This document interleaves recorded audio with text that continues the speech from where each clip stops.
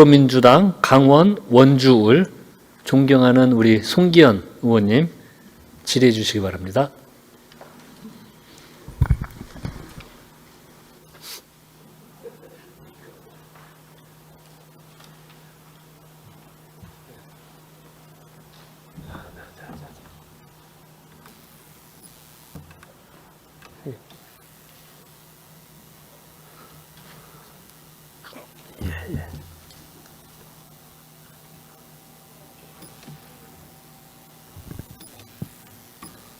강원 원주을 송기현 의원입니다.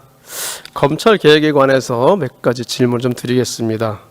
지금 윤석열 전 대통령이 검찰총장에 취임한 이후로 검찰권 남용이 우리가 알다시피 역대 예상하지 못했던 정도에 이르렀고, 대통령이 된 이후에는 그야말로 국민이 참아줄 수 없는 정도가 돼서 검찰 개혁은 당연한 일이고 검찰청 폐지는 국민 모두의 공감대가 되어 있는 그런 사안이 아닌가 생각합니다. 저 역시 마찬가지고요.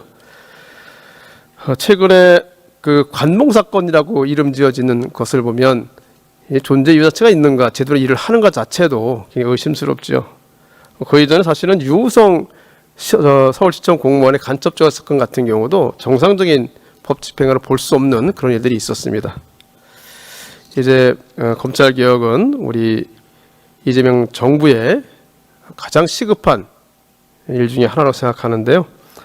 그동안 국회에서는 검찰 개혁에 관해서 추석 전까지 가시적 성과를 내야 한다는 요구가 있었던 반면에 정부 쪽에서는 신중한 개혁을 이야기해서 혹시 이 점에 관해서 당정의 이견이 있는가 우려가 있었어요.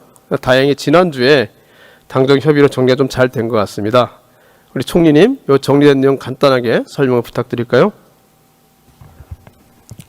검찰개혁에 대한 큰 대의는 이미 대선 이전부터 국민 사이에 있었고, 또 그 대의에 기초해서 출발한 국민주권정부는 수사기소 분리를 내용으로 하는 검찰개혁에 대한 기조가 한 번도 변화한 적이 없습니다.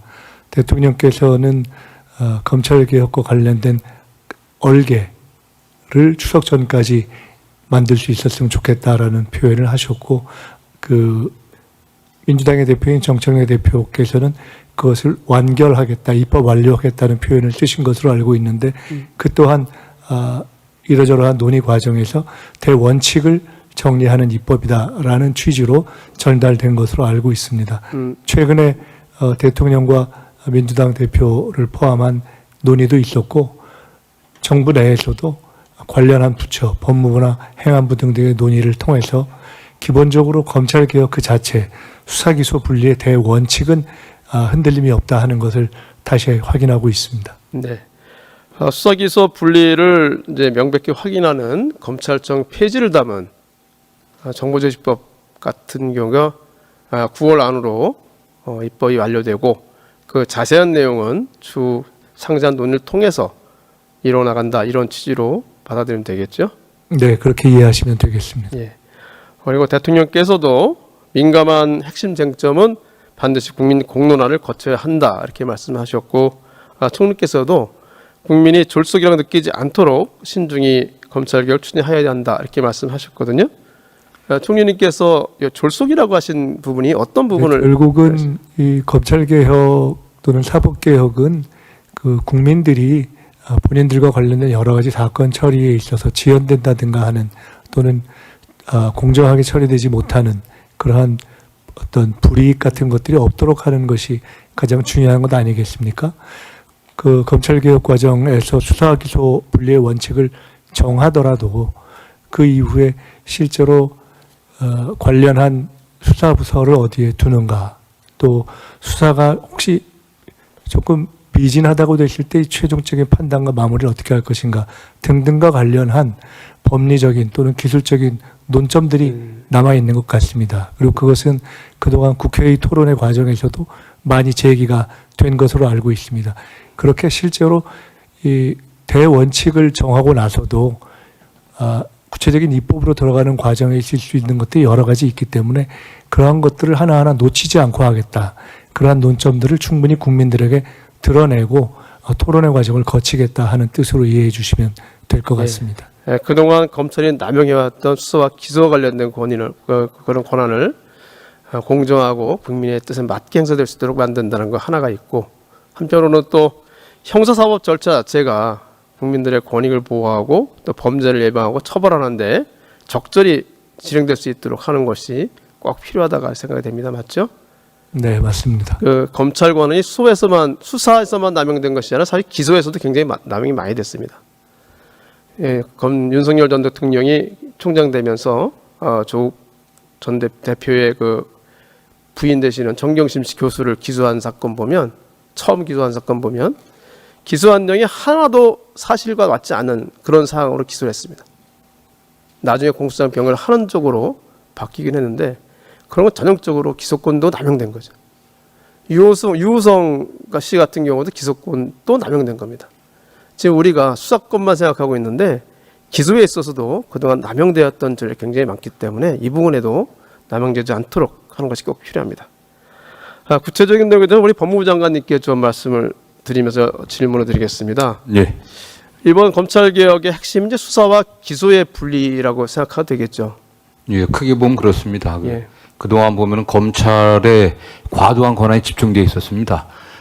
수사를 개시하고 또 인지하고 또 진행시키고 최종적으로 마무리한 다음에 종결하는 문제, 종결한 이후에 기소를 할 건지 불기소한 건지, 존경하는 손경원 의원님 말씀하신 것처럼 기소에 있어서도 권한 남용이 있었고, 특히 도이치모터스 사건을 보는 것처럼 기소하지 않으려고 하는, 불기소하는 그 과정에서 또 권한 남용도 있었기 때문에 이러한 권한들을 적절히 재배분해갖고 검찰의 권한 운남용으로 인한 국민들의 피해를 적게 하는 게 개혁의 목표라고 생각합니다. 예. 그래서 현재 검찰에서 이제 수사 기능은 사라지게 되는 거죠. 네, 검찰은 절대 수사를 개시하거나 예. 인지하고 독자적으로 할 수 있는 그런 권한은 분리시켜낸다는 게 1차적인 목표인 것 같습니다. 그래서 검찰이라고 쓸 때 찰이라는 것이 이제 수사와 관련된 부분이기 때문에 그 부분이 빠져서 명칭을 이제 바꿔야 된다 이렇게 이야기가 나오는데요. 네.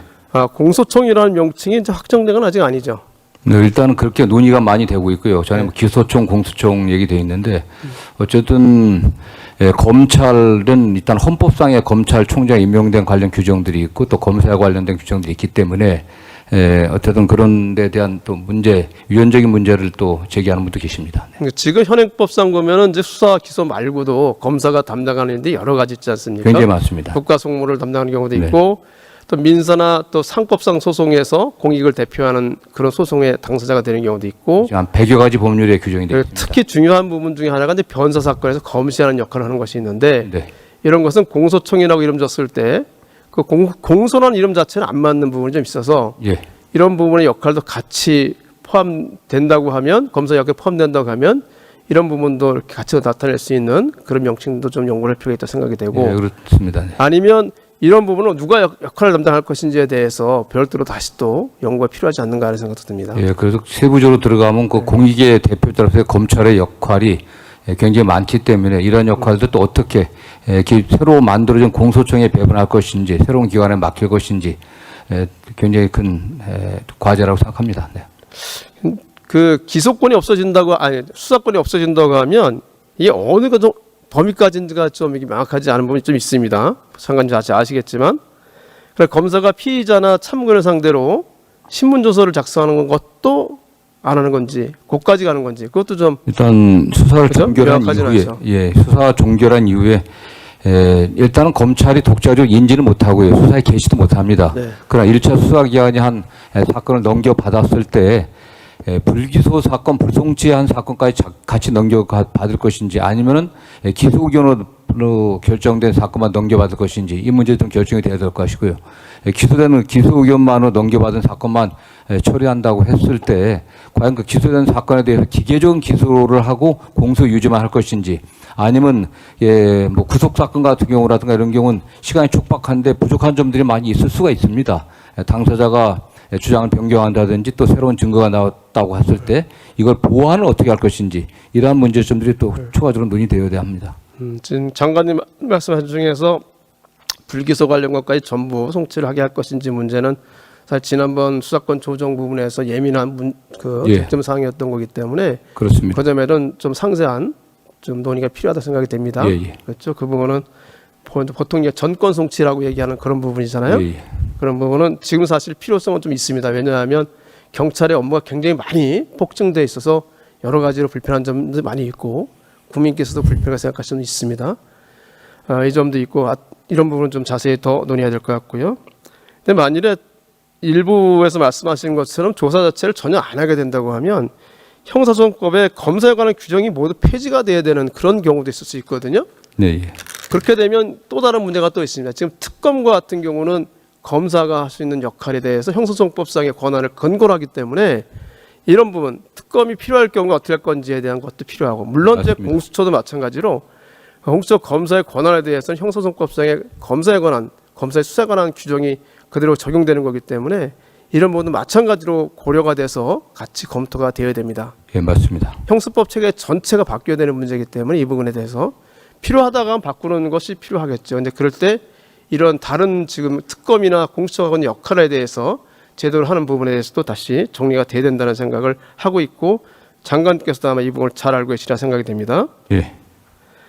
또 하나 문제가 형사사법 절차가 정말 기능적으로 잘 작동하는 게 문제가 되지 않습니까? 방금 이제 정권 송치도 그런 부분 비슷한 건데 수사 기소가 완전히 분리가 되고 나면 이것이 두 작용이 가장 기능적으로 효과적으로 결합하는 것이 아주 중요한 문제입니다. 이 부분이 가장 예민한 문제이기도 하죠. 장관님 이 부분에서 어떤 정도로 생각하고 계시나요? 이 기본적으로 수사 작용이라고 하는 게 권력 작용의 하나로서 국민의 기본권을 갖다 침해하거나 제한할 가능성이 상당히 높습니다. 그렇기 때문에 수사기관 상호 간에 견제 균형이 있어야 될 것이고 특히 1차 수사기관에 대한 사법 통제가 굉장히 중요한 것입니다. 사실은. 그렇기 때문에 1차 수사기관에 대한 사법 통제를 공소청이든지 또 과거에 검사가 하던 그런 역할에서 어떻게 그걸 할 것인지에 대한 논의가 돼야 될 것으로 보고 있고요. 관련해 갖고 아까 의원님께서 말씀하신 것처럼 전권 송치를 할 것인지 아니면 전권 송치를 하지 않는다고 수사지휘권을 갖다 줄 것인지 아니면은 송치된 사건에 대해서 보완 수사의 범위를 어느 정도 보완 수사를 어느 정도 권한을 줄 것인지 뭐 이런 점들이 복합적으로 고려돼야 될 그런 문제입니다. 보안 수사 지금도 있기 때문에 그 범위를 제한하는 정도 논의하면 되는데 수사 지휘와 또 정권 송치 부분은 지난번 수사권 조정 때 굉장히 여러 가지의 조정을 거쳐서 확정된 문제이기 때문에 그 부분을 논의할 때는 지난번 논의했던 것을 연장해서 그 부분도 잘 논의가 돼야 된다는 생각이 들고요. 그 점에서도 공론화가 꼭 필요하다는 생각을 저는 하고 있습니다. 그 다음에 이제 검찰에서 분리된 수사 기능을 지금은 이런 중수청이나 설립해서 하는 것으로 이렇게 되어 있는데 이 부분에 대해서도 지금 이걸 행안부에 두느냐, 뭐 법무부에 두느냐 이런 문제 여러 가지 논의가 되고 있죠. 예. 그 행안부에 두면 이게 사법자금 중에 하나인데 행안부가 사법장의 일부를 담당하지 맞느냐 이런 문제가 있기도 하고 법무부에 둔다고 하면 지금의 검찰과는 다를 바가 없지 않느냐 이런 의견을 제시하는 분들이 계세요. 예, 그렇습니다. 이 부분 조정이 필요하다고 생각될 뿐 아니라 또 하나는 행안부에 둔다고 하면 즉 국가수사본부와의 기능이 중복되는 점이 있지 않습니까? 예, 그렇습니다. 현재는 이제 이 부분이 중대수사라고 하는 부분은 검찰이 담당하기 때문에 국가수사본부하고 충돌이 잘 안 일어나는 부분 중인데 이게 완전히 중수청이가 생겨가지고 그걸로 넘어가게 되면 국가수사본부하고 완전히 그 부분 중복되잖아요, 그죠? 지금 그 1차 수사기관이 중수청이라는 이름으로 만들어진다고 하면 중수청뿐만 아니라 수사 범위에 아무런 제한이 없는 경찰도 있고요. 또 국가수사본부도 있고 그다음에 특정한 사건들 고위공직자에 관련된 공수처가 있습니다. 4개 수사관이 되는데 일단 중수청, 경찰, 국가수사본부가 행안부 밑에 들어가게 됩니다. 그렇게 됐을 때 과연 1차 수사기관들의 어떤 권한들이 집중돼 갖고 상호 인적 교류가 가능한 상태에서 어떤 문제가 발생할지 이런 점도 고려돼야 된다고 좀 보고 있습니다. 그 점이 좀 우려되는 부분이기 때문에 그 점에 대해서도 자세한 공론화가 필요하다는 말씀을 제가 드리고 싶습니다. 또 국가수사위원회가 논의되고 있는 걸로 알고 있는데요. 이게 이제 수사권 충돌을 해결하는 부분이 하나 있고 수사에 관한 정책을 결정하는 문제가 있다 이렇게 되어 있는데 이 공처가 거의 포함되어 있기 때문에 이게 그대로 지금 말씀드린 것처럼 이런 거론되는 것처럼 그대로 실행하기는 어려운 점이 있지 않나요? 공처는 사실 대통령으로부터도 독립된 기관인데 이것이 행정부 산하에 있는 국가수사위원회라는 위원회에서 어떤 논의가 같이 들어가서 거의 기속을 받는다고 하면 공수처를 독립시키는 그런 취지와 맞지 않기도 하고 실제로 전체적인 수사기관을 수사에 관한 권한을 하나의 위원회가 독점하게 됨으로써 거기에 따라서 통제가 또 간섭이 이루어질 수 있는 이런 우려가 좀 있거든요.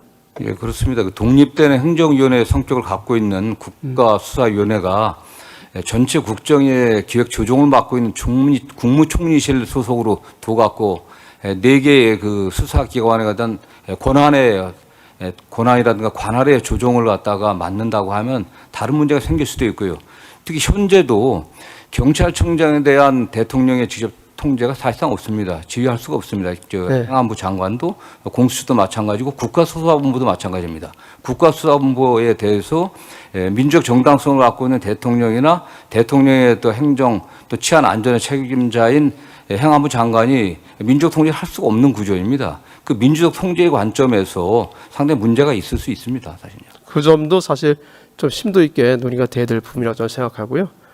한편 수사권 충돌 문제 해결만을 위해서라면 사실은 독립된 위원회까지 필요하지 않다는 것이 생각이기도 하고, 한편으로는 수사에 관한 어떤 정책 관련된 부분이라 하면 이 부분은 법무부에서 관장해야 되지 않는가 이런 생각이 제 생각이기도 합니다. 지금 국수위 나와 있는 안에 의하면 국수위가 경찰의 그 불송치 사건에 대한 이의를 담당하게 되어 있는데, 현재 제가 최근 통계를 정확히는 모르지만 4만 건 이상이 됩니다. 독립된 행정위원회가 이 사건 4만 건 이상을 다룬다는 것은 물리적으로 불가능하기 때문에 이런 점도 좀 고려돼야 될 것으로 봅니다. 네.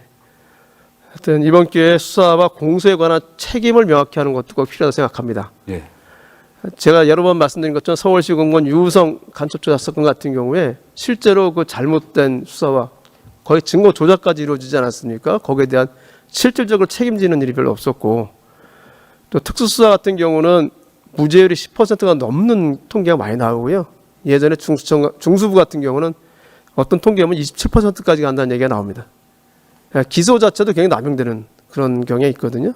지금 같은 경우도 가장 큰 문제 하나가 수사에 그 누가 최종 책임자냐, 이 문제가 명확치 않아서 큰 문제입니다. 지금 현재 같은 경우는 뭐 보안 수사 요구라든가 재수사를 할 수 있는데 핑퐁식으로 왔다 갔다 하다가 최종 누가 책임질 것인지 책임의 소재가 불분명하고, 또 그 과정에서 현재 그 형사사법 시스템에 의하게 되면은 과거보다 거의 2배 이상 사건 처리 기간이 늘었습니다. 사실요. 이런 문제점들이 더 심화될 가능성이 있기 때문에 좀 신중하게 저희가 고려를 해야 될 것입니다. 그러니까 수사권이 최종적으로 분리가 되고 난 다음에 가장 걱정되는 거는, 검사는 기소해야 된다고 판단하는 사건인데 증거 수집이 제대로 안 돼서 경찰한테 요청을 해도 잘 이루어지지 않는, 그러니까 실질적으로는 법원이 처벌이 안 되는 그런 것도 하나가 있고, 한편으로는 경찰은 이거를 꼭 처벌하고 싶은데 처벌해야 된다고 확신하는데 검사가 이 부분에 대해서 전혀 응하지 않는 그런 것 두 가지가 다 양쪽에 다 있는 거죠. 예, 그렇습니다. 그런 부분이 잘 해결돼야지만 형사사법 제도가 정확히 국민을 위해서 기능할 수 있다는 생각이 듭니다. 대통령님께서 말씀하신 공론화는 대략 어떤 정도로 어떤 방식으로 진행될 계획을 갖고 계신가요? 계획 있으신가요? 뭐 그 법무부가 중심돼 갖고 공론을 한다고 하면 검찰 개혁에 좀 소극적이다라는 평을 들을 가능성이 있기 때문에, 지금 뭐 당과 역시 국민의 대표는 국회 아니겠습니까? 국회에서 지금 검찰 개혁을 주도하고 있는 당과 긴밀하게 좀 소통하고 있고요. 그 다음에 또 언론과들이 소통을 하고 있고, 또 학계와도 또 다양한 형태로 좀 소통을 하고 있습니다. 네, 공론화의 가장 첫 번째 주체는 국회에서 네, 그렇습니다. 이루어져야 된다 생각하고 있고요. 그 점에서 항상 긴밀하게 협의를 해주시길 부탁을 드리겠습니다. 시간이 얼마 남지 않은데 우리 부총리님께 잠깐만 말씀드리겠습니다. 국가계약법이 위반해서 계약이 체결되고 또 불법으로 건축공사가 진행된 공공공사에 관해서 이 한 공사로에 따른 어떤 공사 대금을 지급함으로써 얻는 이득 같은 것을 그대로 두어서는 안 되지 않나요? 예, 뭐 그 과정에서 뭐 불법이라든지 이런 문제가 생긴다면은 뭐 그냥 두기는 어려울 것 같아 보입니다. 그런 게 공사를 했다고 하더라도 공사 대금을 환수하는, 공사 대금을 지급한 걸 환수하는 그런 제도가 있어야 되지 않을까 저는 생각하거든요. 이게 실제로 이제 불법 오류를 한 경우에 실제 진료를 하고 인건비 같은 걸 지급한다고 하더라도 그게 불법이면 나중에 다 환수한단 말이죠. 불법 공사인 거는 이런 게 있어야 된다고 생각하는데, 네. 지금 윤석열 전 대통령이 대통령실 및 관저를 이전하면서 특히 관저에 관해서 국가계약법이나 건설산업기본법이나 건축법이나 이렇게 위반한 것이 굉장히 많습니다. 불법 하도 급했다는 그런, 그래서 건설산업 기본법을 위반했다는 그런 정황이 있는 것도 있고요. 네. 계약서도 없이 아예 공사를 해가지고 진행돼서 공사 대금이 지급된 사례도 있고 그렇습니다. 네. 그런 그리고- 경우 명백히 국가계약법 위반이고 불법으로 공사를 진행해서 그 계약 대금을 받은 건데 그대로 방치할 수는 없잖아요. 예, 뭐 그런 부분에 대해서는 저희들이 좀 살펴서요.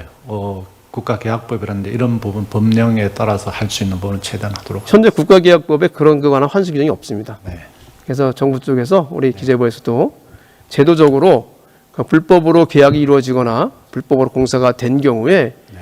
그것이 공사가 되어서 된 공사에 대한 대금을 지급한 것을 하더라도 불법에 대한 이득인 만큼 환수할 수 있는 제도를 만들어야 될 것 같습니다. 네, 살펴보도록 하겠습니다. 그런 점에서 연구를 해주시기를 요청을 드리고 저도 같이 연구를 하도록 하겠습니다.